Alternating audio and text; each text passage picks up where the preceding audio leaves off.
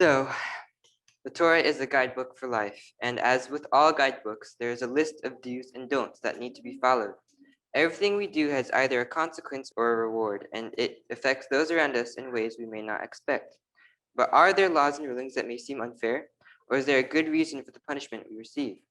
In Mishpatim, this week's Torah portion, there is a list of laws and rulings about an assortment of things, from slaves to kidnapping to murder. There are a lot of not so nice crimes listed in this portion. But some of these things seem a bit unfair. For example, the death penalty for speaking evil against your parents. Why is the punishment death?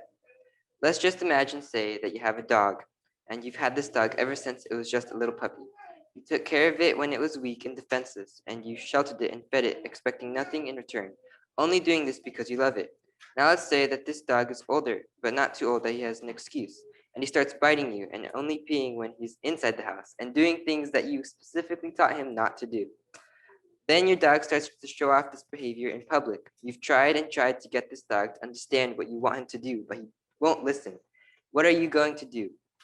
Well, you put him up for adoption or disown him, if you will. Now imagine that this dog is your son or daughter, and instead of merely biting you or embarrassing you physically, he or she does it verbally, taking the privacy and love in the home you gave them and scorning it, casting it down for everyone to gossip about. He or she doesn't just do it accidentally, he does it over and over and over, gradually tearing away his and your self-respect and love for everything around him. This is what the law in this Torah portion is meant to prevent. Not just the accidental slip up or mistake, but the premeditated act to embarrass your parents and the taking of your life for granted. This is why it states later on in Deuteronomy, if someone has a stubborn and rebellious son who does not obey his father and mother and will not listen to them when they discipline him, it is after they have tried to correct their son and only by the consent of the parents.